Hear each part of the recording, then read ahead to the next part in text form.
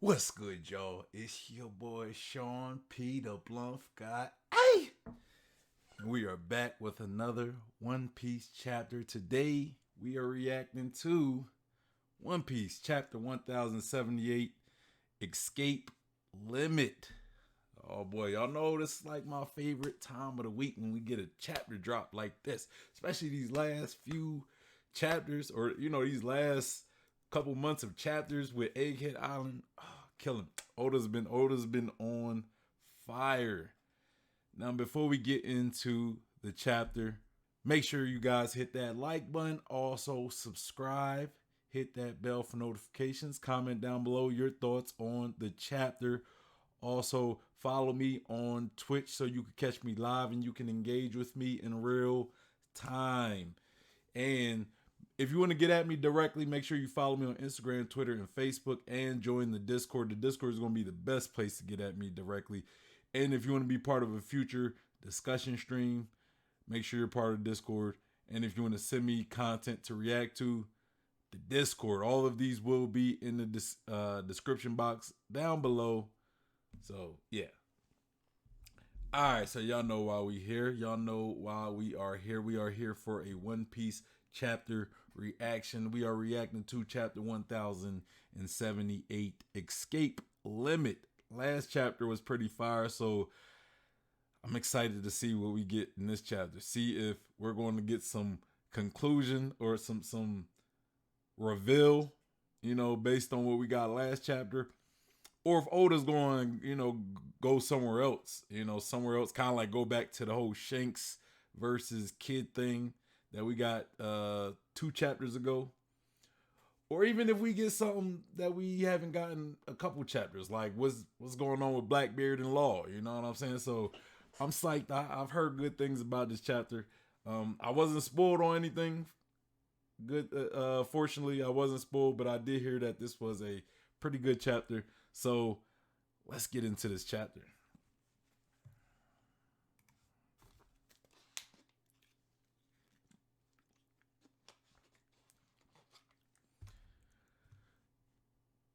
And if you want to donate to the channel, make sure you the donation thing. I have a donation tab in my About Me section here on Twitch. So yeah, definitely don't definitely support your boy. Definitely support your boy. All right, so we are on the cover page, and we got Germa 66. It's the Germa 66 Cold Blooded Voyage Volume 33, and so Neo Mads was formed. We got Caesar and Judge standing next to each other in some type of a alliance pose. Like now they're getting along. All is right in the world with this Neo Mads group, which I'm happy. I'm happy because I've been talking about the formation of maybe not like the original Mads, right? But like its own little new version, right? Where we get Judge and Caesar at the very least. I don't Queen. We know Queen is in prison at Wano, so I don't know how he somehow gets thrusted into this whole equation, right? Like it makes sense for somebody like Queen to also join as well, but how we get to that point, I don't know, right? Like, do they go to Wano to save him, or does Queen escape and somehow they kind of, meet with each other?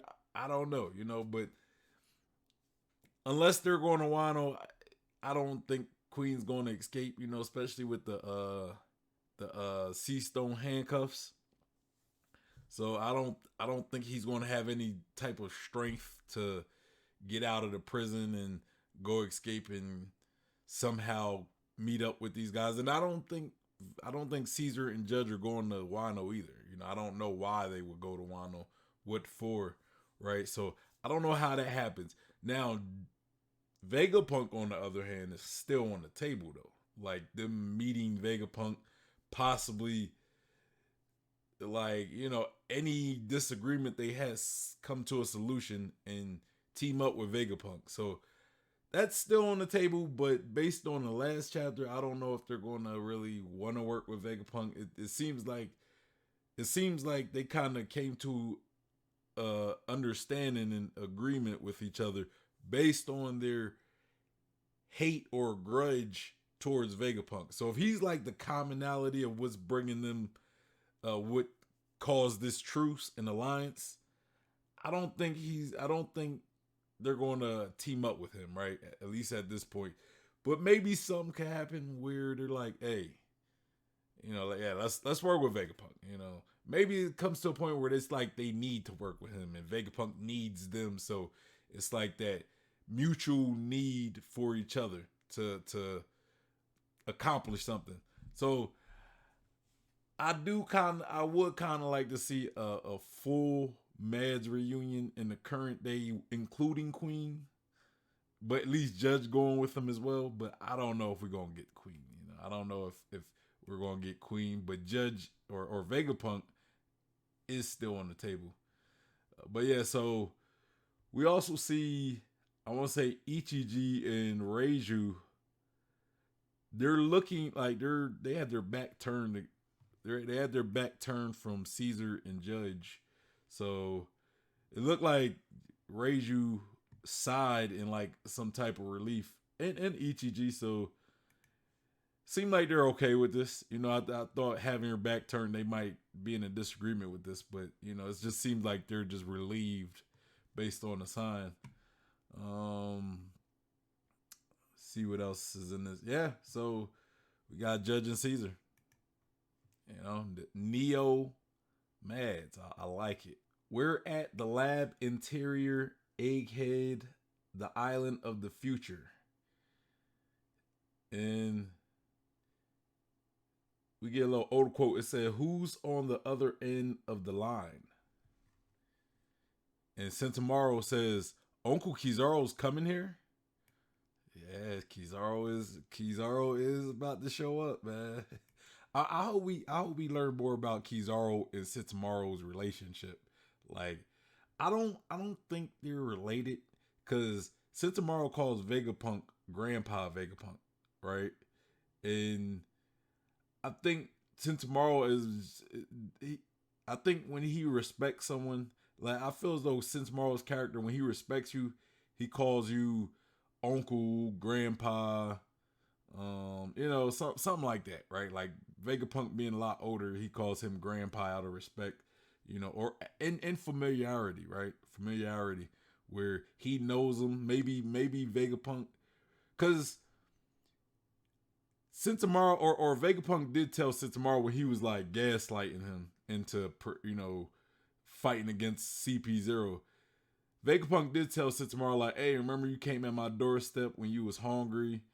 You know what I'm saying? So that kind of shows, it kind of implies that Vegapunk took Sentomaru in. Like, Sentomaru was like, he was going through a rough time. I don't know what his situation was, but he was going through a rough time.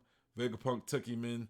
And because Vegapunk took him in and they became familiar, most likely, he was working for Vegapunk. It was like, grandpa, right? And Kizaru probably went to Egghead often, seeing how there's a lot of technology that's based on manipulating light and everything. Also, the pacifistas, it was pointed out, or it was like emphasized that they had Kizaru-like abilities. So maybe Kizaru or Vegapunk researched Kizaru, or like I don't want to say experimented, but he did you could say he did some research or experiments on Kizaru to learn more about light and the use of light, and maybe Kizaru helped him learn how to manipulate light. Like, I don't know, but yeah, so it seemed like Sentomaru has that familiarity with, I know I'm saying that wrong, but it's like my lips don't want to say it right? So he got that familiarity with Vegapunk and most likely Kizaru. I don't think he's actually related to him, especially Vegapunk. Vegapunk seemed like he took Sentomaru in. But I hope we do learn more about this deep relationship with Sentomaru and Vegapunk and Kizaru, because maybe they are related. Maybe they are related. So we cut to the second floor, building B. We see Stussy and Jinbei. Stussy says, "That's right. CP0 was meant to wait for his arrival after eliminating the doctor." Okay, Kizaru. I was thinking Saturn. But I don't think she knows about Saturn. She's talking about they was waiting for Kizaru's arrival, which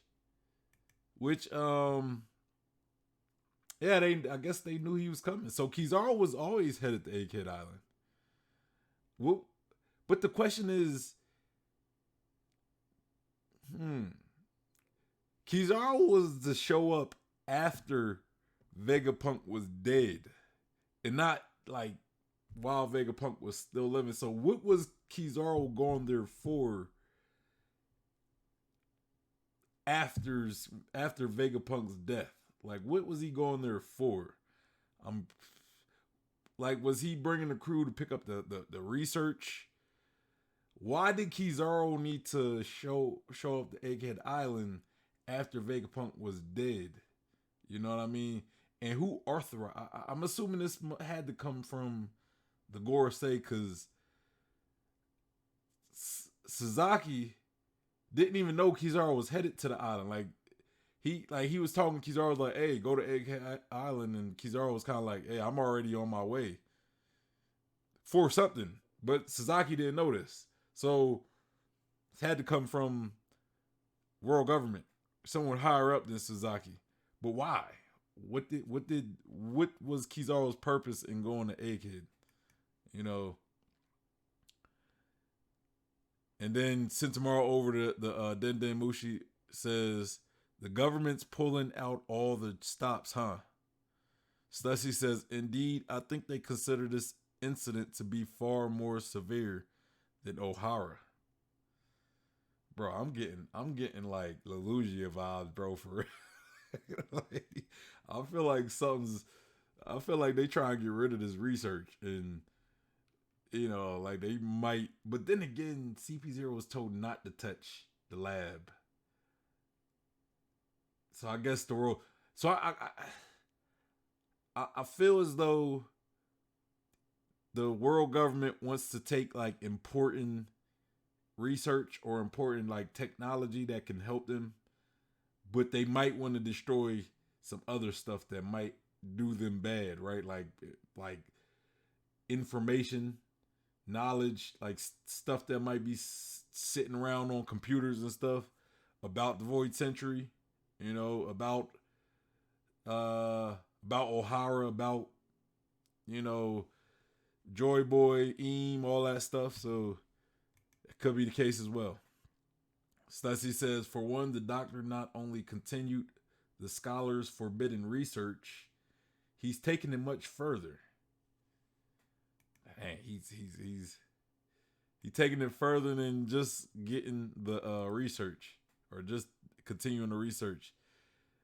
Stussy continues, "Second, unlike Ohara, Egghead actually has formidable combative and defensive capabilities." So what I kind of get from that is like, okay.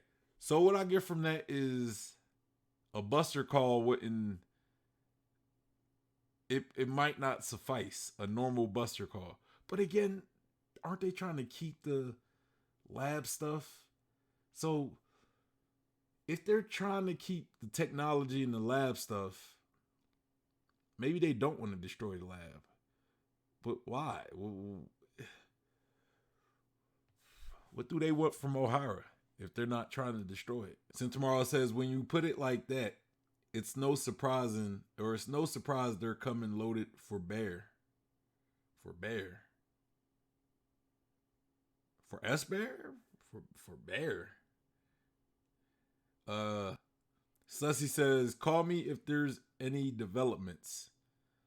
All the other transponders on the lab stratum are down." So Sentomaru must knew about Stussy for a minute. Like Sentomaru had to know about Stussy. How they're just casually talking like it's just business as usual. You know, we cut to the lab or the factory A Fabrio Stratum. Someone's hanging up a Dendemushi that says Kerchak. So this is Sentomaro. Sentomaro says, "You heard the lady. The Navy's going to try and repeat history here, so learn from it. You can't afford to hesitate." Okay. So now again, I'm earlier it was like, yo, we can't destroy stuff, right? We can't destroy the lab, we can't destroy the tech, we can't destroy the research. The world government want that. According to CP0. Now it's hey, y'all heard that. They trying to repeat history here. After talking about O'Hara, right? After all that talk about O'Hara, we know what happened in O'Hara, and since tomorrow is implying that they're trying to repeat O'Hara. We know what happened to O'Hara. So I'm getting the vibe that the world government are coming to destroy, coming to seek and destroy. Maybe they might try to get some stuff, some technology, all that good stuff. But it seems like they might still destroy the island. Just saying. Just saying. People are screaming. The lab workers are screaming. They said, "Prepare the ships. We need to get off this island quickly before the Marine show. Listen to Sentomaro." So yeah, I'm getting, but I'm getting. I don't even want to say Buster Call. I'm getting Lelugia vibes because the defenses at Egghead Island might be able to withstand the Buster Call. They might actually. I don't know if they could withstand that thing that happened at Lelugia. You know, that thing is. Was that but I'm starting to kind of think I know what that could have been. I don't know. I'm thinking, was that Kizaru that did that? The Lelugia? Kizaru's headed to, like, what was Kizaru doing before he headed to Egghead Island? You know what I'm saying? Like, what was he doing? I don't know. Because when you look at it, right, when you really think about it, when you really think about Lelugia, right, that being that just rained hell on Lelugia Island, it was like a light beam. You know, does Kizaru have that level of damage output to where he could wipe out a whole island? I will say this. We seen Enel do something similar in Skypiea. I think a light devil fruit is superior to electric devil fruit, personally. You know, light is much faster than electricity. You know, you could turn light into lasers if it's concentrated enough.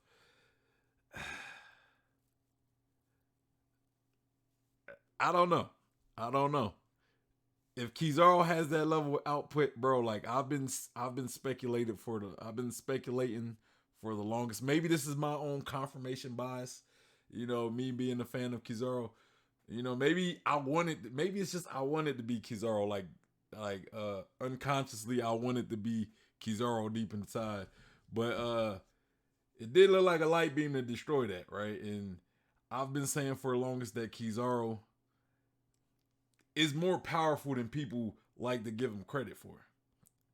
You know, I think the reason why Kizaru acts so slow and dumb is because when you're that freaking powerful, you can afford to be like that. Like how Kizaru act, you could afford to troll people. You could afford to be like, "Oh, I'm playing dumb," because when we see Kizaru fight, you know, a lot of people see it differently, but the way I see it, he does not take those fights serious.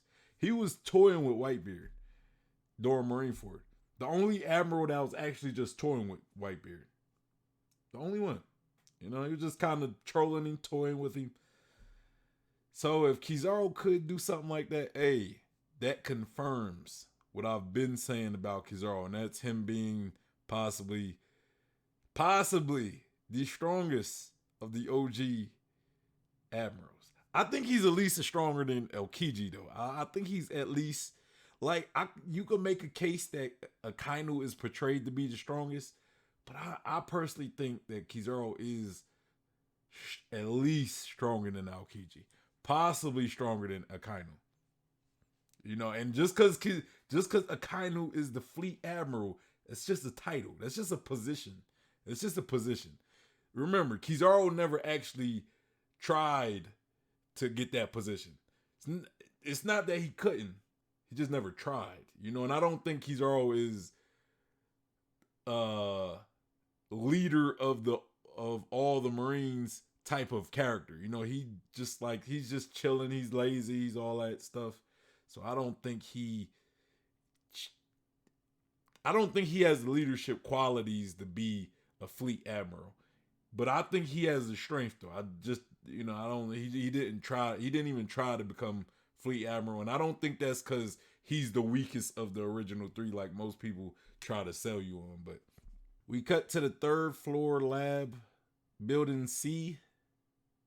Someone screamed, "Usopp, Lilith." And then we see Frankie. Frankie's still not fully petrified. So what's keeping Frankie from fully turning into stone? Frankie says, "You damn brat. Even if my right side's frozen solid, my left can still pack a punch." And then we see S Snake looking in confusion. What is keeping Frankie from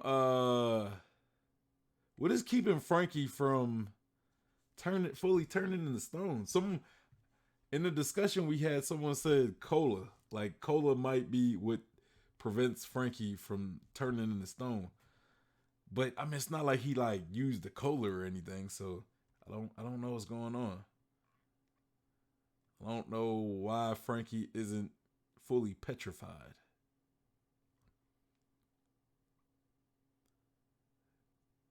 And I'm assuming this is Frankie talking. He says, if you repent, I'll let you off easy." And we see S Snake just standing there looking, and we hear a clatter. It says, "Act." So we see Edison. He says, "Uh-oh." So Edison says, "Why, S Snake? Who ordered you to do this?" Then we see S Snake lift her space boot or her lab boot above Edison's head. And then we just hear a crush. And Frankie says, "Pythagoras." And then we get this huge explosion. Kaboom! And this explosion is right in front of right behind S Snake We see S Snake walking away from the explosion. It says, "Thunk, thunk." So it seems like Edison is out of the game. But it might not be fully though. It might not be fully because S Snake or Edison probably could be rebuilt, and then maybe Edison's essence or his programming and all that, whatever it is that makes Edison, maybe it's uploaded the Punk records, and so if they just create a new body for Edison, they could just download Edison's essence into that body. You know what I mean? So Edison could still come back, I think. I don't know if he will though. I think it's possible, but I don't know if he will because they're trying to get off the island, and if Edison dies and they're going to leave Egghead Island, they won't be able to actually rebuild and download Edison's body from Punk Records, and I don't think they're going to be taking Punk Records with them, Now that I think about it though, maybe they're trying to get Vegapunk's brain. You know what I'm saying? Because I don't know how the Straw Hats are going to take Vegapunk's brain with them off the island. And maybe the world government wants Vegapunk's brain, and then after they take the brain, they destroy Egghead Island, and it is what it is. Matter of fact, though, now that I think about it, if Saint J Garcia is on the island, because when we see that shadowy figure who is taking out all the cameras, the Dendemushi cameras, the figure that we seen looked just like Saturn. So maybe he's already on his island, and maybe Saturn is there to get Punk records or to get Vegapunk's brain. So he takes it off the island, then they destroy the island. Like I said, if it's Kizaru that destroyed Lelugia Island, maybe Kizaru's the one that's going to destroy Egghead Island. I'm just saying, y'all, don't sleep on Kizaru, y'all better stop it. Y'all stop it. Y'all stop the Kizaru disrespect. Or Freddy Krueger is going to haunt you in your nightmares. Y'all don't want that. Y'all don't want that. We see Frankie clenching his teeth, I guess because that explosion is like right near him. And he says, wait. I said wait. But Bo is just, walking away, unbothered. Unbothered. We cut to the second floor building A. We got Robin, Chopper, and Atlas.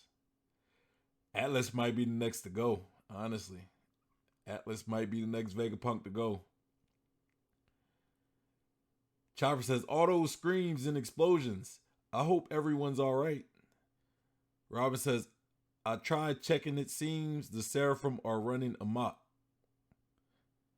Well, yeah, Robin, Robin's ability. She could see pretty much anywhere on the island, probably. And Atlas says, you're mistaken. That doesn't make any sense. Then Robin says, one thing's for sure, when Nami screams, a certain someone will always dash to her aid in an instant. And Chopper says, we should focus. I bet everyone's pinned down. Or is that Robin speaking? One of them are speaking. And Robin says, since they're all fighting, what if something happens to Vegapunk's main body while they're distracted? Chopper says, good point. Oh, that is a very good question. That is a very good question. If something happens to Stella, like Stella's body, like let's say Stella gets killed, what happens to the other Vegapunks? I would think that if Stella dies, the brain would die. If the brain dies, the satellites die. I would think. You know what I'm saying? Maybe they remain alive for a while, but they're going to they might eventually need to upload to the to Punk Records to continue to live or whatever. And the fact that the brain isn't there no more, they won't get any, they won't actually be able to upload to anything. So then maybe they might eventually die. Or it might just be automatic. Once Stella dies, everybody dies. The brain dies, satellites die. Could be like that. I don't know. But that's a good question, Robin. That is definitely a good question. Let's see what Atlas says. Atlas says, that reminds me, there's a room that's been sealed off for a while now. I wrote it off since the place isn't very useful, but maybe we should check, or maybe we should go check, or okay, so Robin says, we should go check. Lead the way, Atlas. And then Atlas says, you got it. So now they're starting to remember this room. Like, why couldn't they remember the room a lot earlier? So we're about to go to this basement floor where Vegapunk is, or Stella is, and Shaka just got shot at. Let's go. We're on third floor, building A. We got Nami holding Edison. Oh, okay. So the thing that I said that was Edison that S Snake destroyed, but that was Pythagoras. I forgot that Pythagoras can remove its head. For some reason, I'm just used to seeing Edison being that small. So when we see Pythagoras, you know, I automatically got confused with Edison, I just automatically assumed it was Edison, but it was definitely Pythagoras. And but Nami is holding Edison, who seems to be out of commission, possibly dead. His body's still intact though. His body is still intact, and he's not turned to stone. Nami says, "Edison, hang in there." And we see Brook, who's in his ghost-like state. He says, "Well, I'm off to scout for Vegapunk. Wait, Sanji-san, look out." Yo, yo, we see S Shark punching Sanji, but Sanji's just standing there with his arms crossed, just taking the punch. You know, because now that Sanji got that upgrade, Sanji's body been upgraded or whatever because his DNA probably awakened. His Vin Smoke DNA finally awakened. He's able to tank hard shots. Bro, Sanji might actually be a Seraphim. He might actually have Lunarian DNA as well. So we see S Shark though. He getting frustrated. He is getting frustrated that he can't hurt Sanji. Sanji says, "Don't act so surprised. This is the undying power of love." Then we cut the fourth floor, building A. And Zoro and Luffy are both fighting. Zoro's breathing hard. Huff, huff. Those damn flames. Why aren't their backs going out? And then Luffy says, bro. Maybe that means that Vegapunk, like when you think about it, right? The flames going out with like the whole Lunarian thing with the flames having to go out. I don't want to say that's a weakness, but it's kind of it's a weakness. Let's just say it is a weakness. But it's like a weakness, or it makes them vulnerable to damage. The Lunarians, and Lunarians pretty much, right? But I think Vegapunk might have found a way to overcome that weakness in the Seraphim. Because if you take away, with that weakness is the Seraphim are vulnerable. And Vegapunk said that the Seraphim are the strongest beings in history, right? If you could take away that Lunarian weakness, like let's say Vegapunk already accounted for this weakness, so he's like, you know what? This is a weakness among Lunarians, which he probably knows, especially if, they experimented on Arbor enough, right? King. He might have realized to really make the Lunarians the strongest, he was going to have to take away that weakness. Maybe Vegapunk found a way to remove that Lunarian weakness within the Seraphim. Because Zoro said the flames ain't going out. Why ain't they going out? Is it cause Vegapunk took that weakness away? Bruh, these Lunarians, these Seraphim are getting scary. Luffy says, "Forget that. Where the heck did the Hawkeye looking guy go?" Zoro says, "He must have ran off." And then Rob Lucci says, "Odds are he's prioritized the order of his targets. He could be focusing on thinning the herd."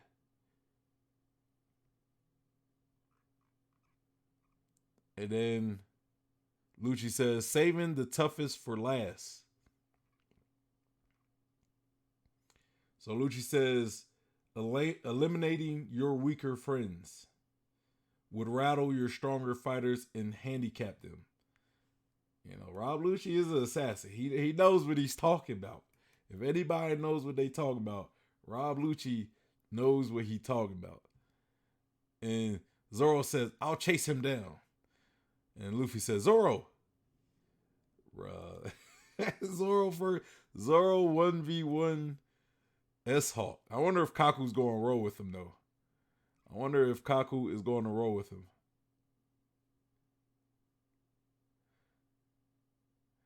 And then Luffy yells at Kaku. Hold on. Luffy yells at Kaku and says, quick, go and help him, Usopp. He says, quick, go and help him, Usopp, before he gets lost. I forgot about Zoro's neck for getting lost. Zoro, you goddamn idiot. But Zoro, even when he gets lost, he manages to be right where he's supposed to be. So it's going to work out, even if Zoro manages to get lost. But it's funny that Luffy commands Kaku and calls him Usopp. And then Kaku just listens without question. Bro, the power of Luffy, bro. Luffy just be ordering people. We just like, hey, you do that. Like I was watching a video. I was watching a clip back in Wano where when they after they got on the roof and you know, like it's like right after they got on the roof, like all the supernova, you got Kaido and Big Mom on the roof, and then Luffy or Kaido was about to like just wipe Luffy off the mat with a swing. Luffy wasn't even paying attention, but Law pretty much used his ability to teleport Luffy to right in front of him so he could yell at him and say, Luffy, just when you gave me that, when you told me to transport the scabbards downstairs, I wasn't following your orders. I was going to do it anyway. Because this was back when Luffy ordered Law to, you know, it reminds me of Luffy ordering Law and then Law being pissed off about it. But Kaku just took that order, though. He ain't even debate. And he ain't even debate otherwise. Luffy goes for a gum. And Kaku says, wait, who are you calling Usopp? It took Kaku a while to realize that. Luffy hits S-Bear with a gum hawk gallon. And he says, I'll blast that fire away. Bro, these Seraphim, bro. I would have never speculated that Oda was going to introduce. That's a lie, because we was kind of getting foreshadowed with the whole SSG, but nobody knew what the SSG was. We didn't know it was going to be some Seraphim that were this goddamn strong. God damn. But we should have known, though. We should have expected it, because like the Marines, they dismantled the Shichibukai system. Why would you get rid of some strong fighters, strong, capable fighters such as the Shichibukai, right? These Seraphim are proving their worth, man. They proving their worth. Rob Lucci says, use your pathetic brain, Straw Hat. It doesn't matter. It doesn't matter how many times you try hitting it. That won't work. Okay, now we cut to where Bonnie is. And we get an older box. It says, only one day remains before the infamous Egghead incident. So in 24 hours, there's going to be an Egghead incident. So now I'm definitely getting the Lugia / Ohara vibes. We getting older boxes talking about what's going to happen in the future, bro. In the future. And we're getting, and it's wild that like we're getting something similar to like God Valley or well, no, that's a lie, because when you look at it in this lobby, it was kind of similar to Ohara as well, but nobody really died in this lobby, so you know there's that. It says, the older box says, however, the wheels of this tale were set into motion 3 months ago. Okay, we getting some stuff now. We see Bonnie crying next to that bubble. Okay. Okay. It don't seem like we're getting any see, are we gonna get some Kuma flashback story stuff? Hmm. The older box continues 3 months prior. The Holy Land, Mary Joa. Someone's over. Then they say, "This is Egghead. Come in. I want to speak to somebody with power." Ooh, who's on Egghead calling Vegapunk, or not Vegapunk, calling Mary Joa? It says, bzz, bzz, Dr. Vegapunk is researching the Void Century. And then we see CP agents or CP5 agents talking to Stella, showing them like some paper. The order box says CP5 agents were dispatched to verify this tip, but their inspection revealed nothing. And their ships mysteriously disappeared as it attempted to leave Egghead. CP7 and CP8 were both deployed to shed light on the situation. However, no government ships returned from Egghead. So these world government ships disappearing seem to start happening around 3 months ago. You know. Says, this is Egghead. Again, put me through to the top brass. Bro, who's calling, bro? Who is calling from Egghead, bro? Like, are we going to finally get this goddamn reveal? That's what I want to know. Next page. So the older box continues the conversation between the 5 elders and this individual. Totally exposed the full extent of the genius scientist's treachery. And so the elders decided to order Dr. Vegapunk's assassination. It fell to Cypher Pole Aegis Zero to execute the mission. Bro, this dude, whoever this traitor is, or whoever this is, this person is, this saboteur is, they were talking to the Gorosei directly. Like, how many people get to talk to the Gorosei directly? Come on now. Whoever this is definitely got to talk to him.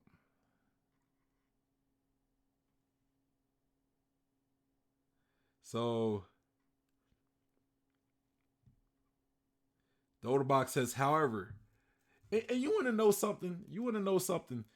Why is Kizaru like, getting ordered by the world government and they're not like saying anything to Akainu, right?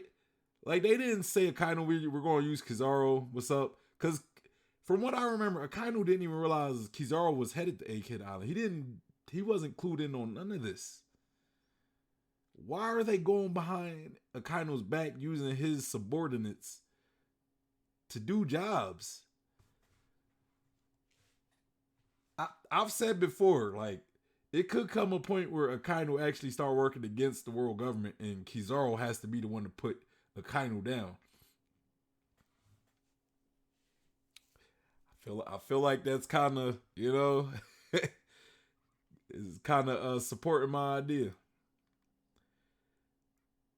The older box continues, however, the 5 elders anticipated that Vegapunk would resist, so they sent one of their own escorted by Admiral Kizaru. They also reinforced the fleet they deployed with backup from several naval branches. Yo, they really took Vegapunk seriously, bro. Their caution level was raised to total war imminent. That's like the what do they call it? I forget what it's called. It's like a threat level force. Like there's the It's like DEF CON. I think that's what it's called, DEF CON, where it's like the level of a threat, right? Like the higher the threat is, the higher the level they put on it. So it's kind of like that. All right, so the Oda box continues. Then the sudden and unexpected appearance of Emperor Straw Hat Luffy's ship. Okay, so we see the Sunny sailing in the seas, and the Oda box continues. Left the government forces fleeing, or left the government forces feeling more than a little disquieted by this complication. We see Sakazuki. He says, "Did you say Straw Hat?" Then we get Gear 5 Luffy laughing. And then Saturn says, "Him again." The Order Box continues, "In any case, the chain of events is going to culminate tomorrow, and the outcome will shock the world." Bro, what is about to happen on Egghead Island? Yo, it's going. Yo, we gotta play that. We gotta play that Young Jock, man. We gotta play some Young Jock right now. We like, meet me at the trap. It's going down. You know that song that Queen be dancing to. Meet me at the trap. It's going down. Anywhere you meet me, guarantee it's going down. But they meeting at Egghead Island because it's going down, baby. It is going down at Egghead Island. Oh, we about to get this mystery person. We get the Katak. And everybody's looking. Stella says, "What the devil?" We see Shako on the floor. It's like smoke coming from his head. Katak, this was all you're doing?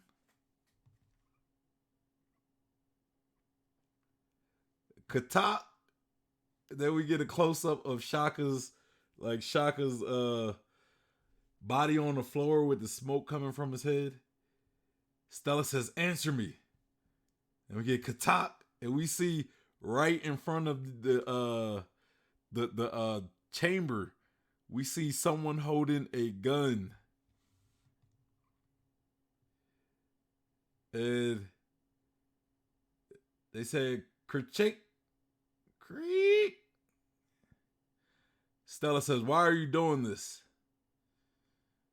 And we hear Katak slide, like something sliding. Oh, I was wrong. I was definitely off. I think all the guesses we had, most of the guesses that we seen, we were wrong because we get the reveal. Oh, is York. Like, I would have never get York. York. But it's kind of like Chondro, the least expected person. Oda be doing his thug thizzle, bro. Oda be doing his thug thizzle. I didn't guess York. Hey, if you guess York, let me know in the comments. Let me know in the comments if you guessed York. I thought she was turned. I thought she was turned to stone. I mean, she was turned into stone, but did she give like the Seraphim a derivative like, "Hey, S Snake, I want you to turn me to stone, but unturn me to stone after when you get a chance." York says, "Oh, Stella, it's cause I want to be a celestial dragon." What? What? York wants to be a celestial dragon, really? I'm taking it back. Really? Like, what do you say to that? I don't. What do you say to that? What do you say to that? That's wild. That is wild. That I kind of don't like that reason. I low key don't like that reason, but let's continue reading. You know, Stella says, "What are you saying, York?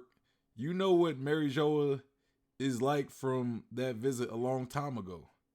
How could you want to be? How could you want to be one of them after witnessing just how vile they are? And then York says, "Hee hee hee hee.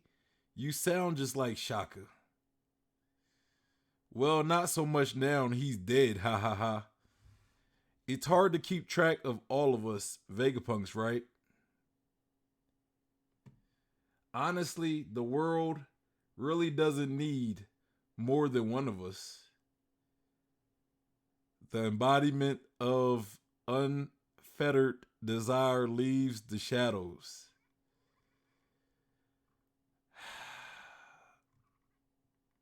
One Piece, chapter 1078, and bro, I'm speechless after that end, honestly. Like I'm low key speechless. I'm lost for words right now. I kind of don't like the explanation, but it my our speculations about it being one of the well, I mean, most people believe that there was a traitor, right?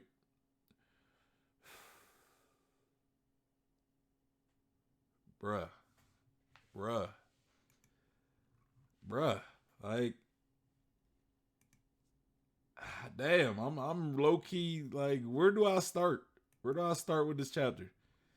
I guess we're going to have to recap this. We're going to have to do this recap. Damn. Damn. York, of all people? It seemed like she was living a life. I don't get why she would. Her wanting to be a celestial dragon? Wow. Wow, wow, wow. I mean, it kind of does make sense. Like, she seems like she has the most time to do stuff, right? But how do Punk Records not pick up on her intentions when she uploads? Like, I'm still confused about that. Well, let's recap this chapter. Let's recap this chapter. We start off with the cover page. We got Caesar, we got Judge. They made up. You know, they was fighting in previous chapters, but now they made up. They called a truce. They came to an understanding since they both don't like Vegapunk, and they formed the Neo Mads. What purpose does this land for the story? I don't know. You know, hopefully it comes back to Vegapunk. Maybe bring in Queen somehow. Have a full on Mads reunion. I'm rocking with it. But we got the Neo Mads and we got Queen and Caesar, or Judge and Caesar, creating an alliance. And then we start with this chapter. We got Sentomara talking to Stussy. You know, Stussy is pretty much, or Sentomara is pretty much talking about like Egghead. Or no, Stussy's telling Sentomara like, yeah,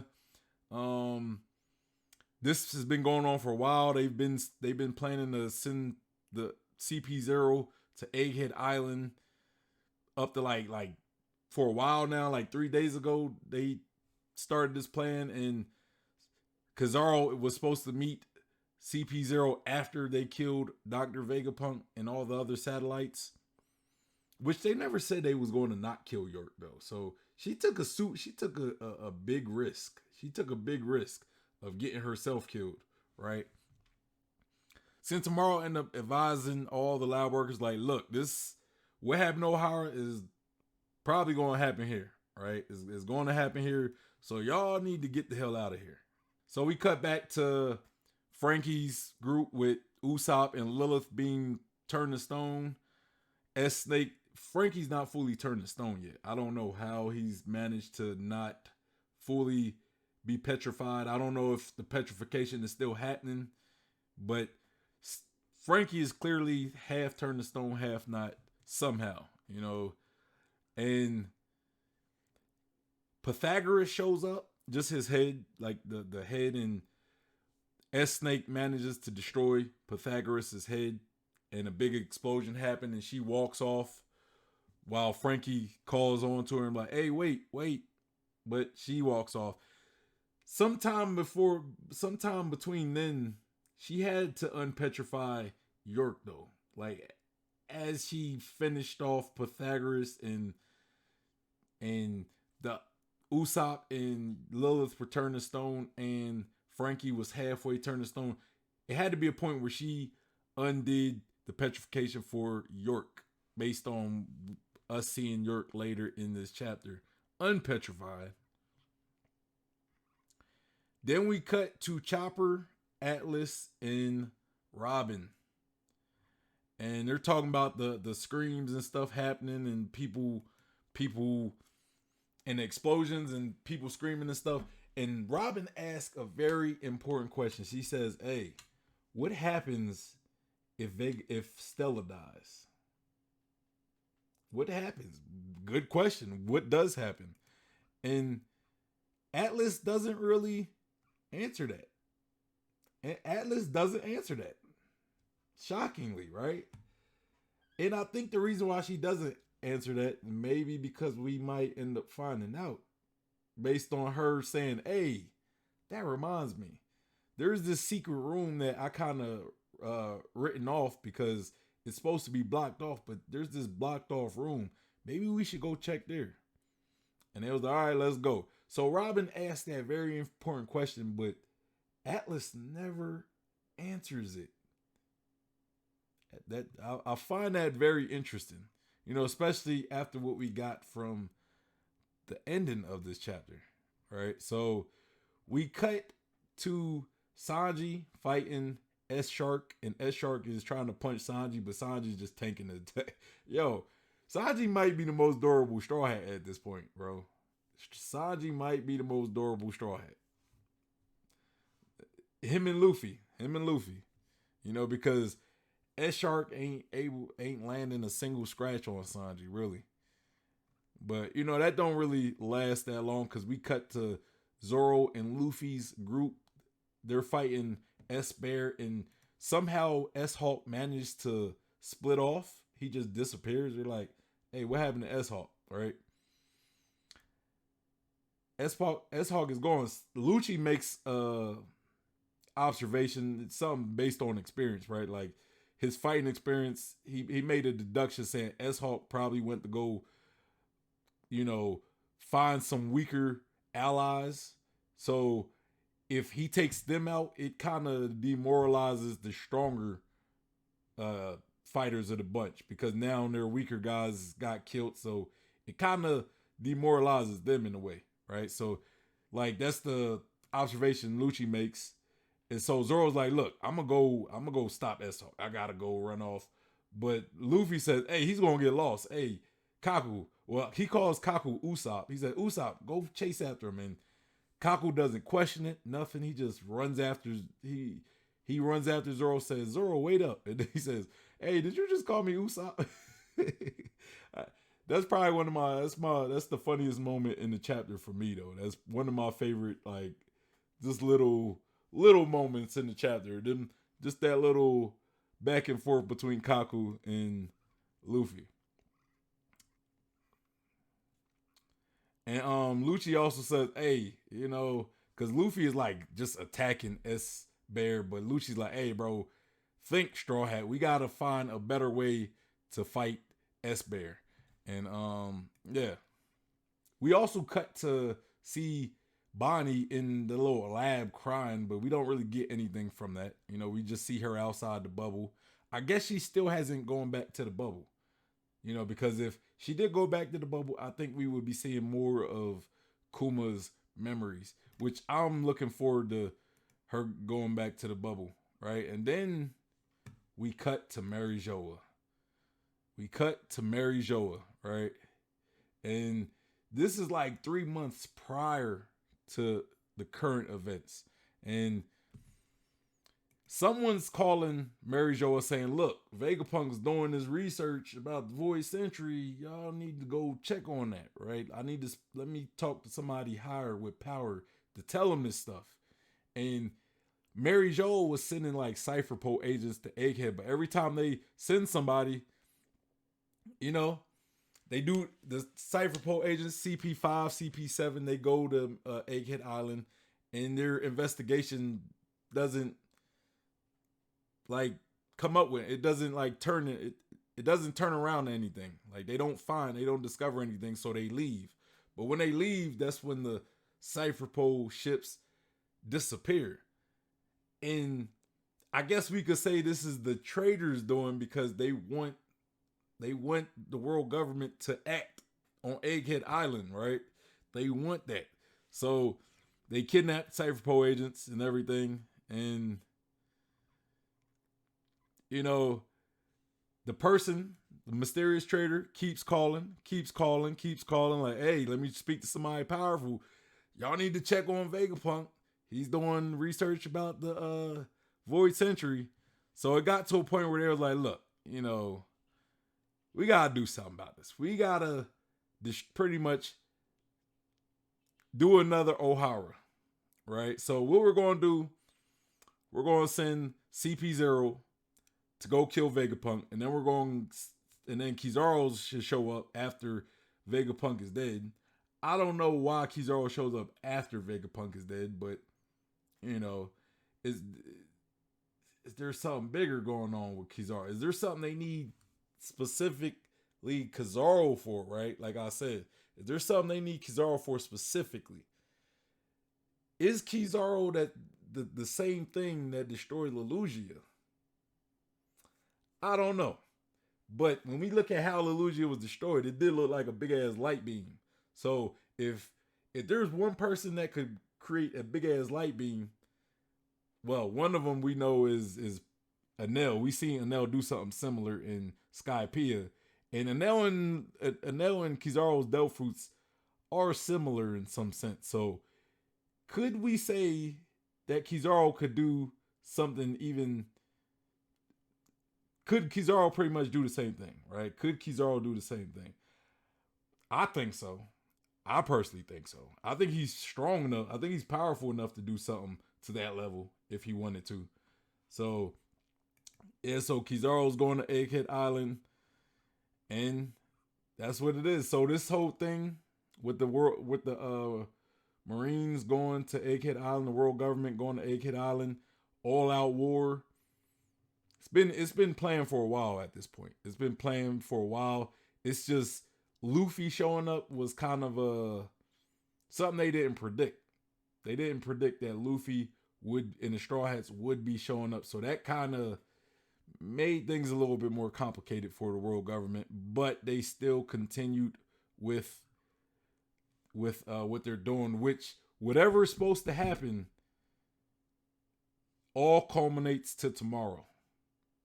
A day from the current time, you know. So, and they called it, the older box called it the Egghead Island incident. So, kind of like the Lelougia incident, the O'Hara incident, the God Valley incident. Are we getting something similar to those incidents? I think so. So we cut back to the basement level, that little secret room, and we hear the katok, and it's just getting closer and closer. And as it gets closer, Vegapunk's like, why would you do this? You was doing this all along. Answer me. What's going on? And yet we still don't get the reveal just yet. We just get the katok getting closer and closer. At one point we see the silhouette with the traitor holding the gun, until right in Vegapunk's face we see York holding the gun. Probably one of the most least expected satellites. I didn't think it would be York. You know, I kind of believed it could have been Punk Records itself acting independently. You know, last week I said maybe Shiki, you know, based on the sounds of the footsteps, sounded like those were like metal on metal, or like some sword type, like sword hitting metal. No, it was York. York is the traitor, And the reason that she betrayed, the reason why she betrayed Vegapunk is because she said she wanted to become a celestial dragon. She wants to be a celestial dragon. She's a cyborg, but she wants to be a celestial dragon. And Vegapunk also revealed, like, he also says something about, like, hey, why would you want to be a celestial dragon? Remember how they treat people back when we went to Mary Joa before? Why would you want to be somebody like that, right? So Vegapunk confirmed that himself and the satellites been to Mary Joa before. And, well, we know Vegapunk's been there, but I didn't know the satellites were there, right? I never knew that the satellites were there. So I would think Vegapunk might have been there a few times, right? Maybe when he first joined the world government, and maybe he was there again after he created the satellites. That's what I would think. So yeah, so York wants to be a celestial dragon, and she thinks that there is no room in the world for more than one Vegapunk, which kind of feeds into the theory that, you know, whoever was a traitor wanted to be the prime Vegapunk. They wanted to be the sole Vegapunk. But this whole time we thought it was Shaka though. We thought it was Shaka, but that's just not the truth. It's not the truth, y'all. We got Joy Boy in the building. He says, damn, I was able to catch the end at least. Yeah, man, it took you long enough. I'm not sure how I feel about York being the traitor. Say, I don't like this moment. I don't like her reason. It's not that I don't like the fact that York was a traitor. I'm not a fan of her. She did this because she wanted to be a celestial dragon. To me, it's just kind of weak. Like, I think there's better ways they could have went, but maybe we kept predicting all of Oda's original traitors, and he was like, damn, I gotta change it up. So, you know, maybe that's why Oda went this way. But he couldn't figure out a good enough reason for York to be the traitor. But I do like how it was done, though. I do like how the reveal happened. How it was like a slow reveal. We get the footsteps getting closer to Vegapunk as he yells. How it built up before, where it was like, you know, I like the build up to it. You know, I like the build up. And then Larvitar says, you got your tabbed up at work, fam.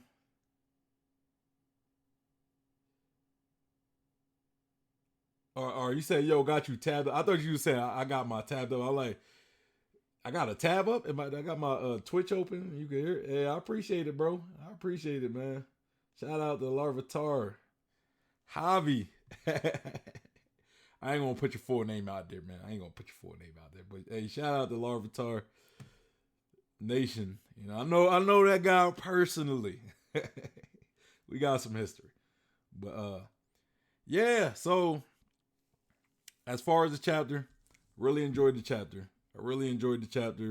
I like getting all the information that led up to everything that, like, all the information that we got that led up to the world government doing what they're doing to Egghead Island, because now we got more of a reason, right? Like, we know that the world government was getting calls. Like, somebody was like, York was telling them, like, hey, Vegapunk is doing that illegal research that he's not supposed to be doing. Y'all might want to check on that. Y'all gonna want to check on it. And the world government like, okay, we'll do some investigations. But their investigations they couldn't come up with nothing on their investigations. So York kept calling. Like, hey, y'all might want to come check if Vegapunk. He's still doing those things. And when you also include the fact that the CP0 agents were becoming missing, so it's like, okay, so we're sending people to do this investigation, but our guys aren't coming back. What's up with that? Like, so it's not even like it didn't the even though the CP0 agents didn't find anything, how it looks from the world government's point of view is like we send these guys to investigate, but nobody's coming back to report anything. What's up with that? Is Vegapunk hiding something? So then they're like, okay, we gotta go to Egghead Island. We gotta go to Egghead Island, and we gotta treat it as if this is a war, because it's not like Ohara.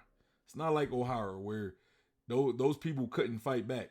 Vegapunk has defenses. Like, he has strong defenses on this island, so we gotta send most of our military to handle this, including the admiral, right? And so that's pretty much what happened. That's what led up to this. And I really like the slow reveal. Like, everything we got before, right? We got the traitor calling up Mary Joa, you know, pretty much saying what's going on. We learned that the CP0 agents went to the island and then they went missing. We kind of knew that already. We knew that already. But and then we got that reveal. And I love how slow it was. Like, you just hear the footsteps of the person getting closer and closer to Vegapunk, till they're like right there in front of Vegapunk to reveal themselves. So yeah, things are definitely going down tomorrow, story wise, in the timeline of the story. Something's about to happen. The Egghead Island, that to where it's going to be called the Egghead Island incident. Something's going down. Is it going to be a Buster call? Is it going to be the Lelougia thing? I think that might have been Kizaru. I don't know. But yeah, things are about to go down, and I'm all here for it. But yeah, y'all, that is pretty much the chapter. Make sure you guys hit that like button. Also, subscribe and hit that bell for notifications. Comment down below your thoughts on the chapter, your thoughts on my reaction. What did I get right? What did I get wrong? What did you agree with? What you disagree with? I also want to say this about the chapter that I almost forgot. I didn't really like York's explanation of why she is a traitor. I'm not a fan of her reasoning being that she wants to be a Gorset. I just think that's just kind of a lazy explanation. Like, I think a better explanation could be like, you know, I want to be the only Vegapunk alive, and there's too many of y'all existing at once. So, you know, I think that would have been a better explanation. But I don't really like her wanting to be a celestial dragon. But yeah, like I was saying, y'all, let me close this out. Make sure you guys hit that like button. Also subscribe, hit that bell for notifications, comment down below. Follow me on Twitch. Make sure you follow me on Twitch so you could engage with me in real time. If you want to get at me directly, follow me on Instagram, Twitter, and Facebook. And join the Discord. The Discord is going to be the best place to interact with me. That's usually where I'm the most active. If you want to be part of a future discussion stream, and if you want to send me content to react to, make sure you are a part of the Discord. All of these will be in the description box below, as well as my tip page. So if you guys want to support the channel, make sure you go to down in the description box, support the page. But yeah, y'all, that is all I got for the chapter. Great chapter. I enjoyed the chapter. Let me know how y'all felt about the chapter. But it's your boy, Sean P. the Bluff God. I'm out of here. Peace.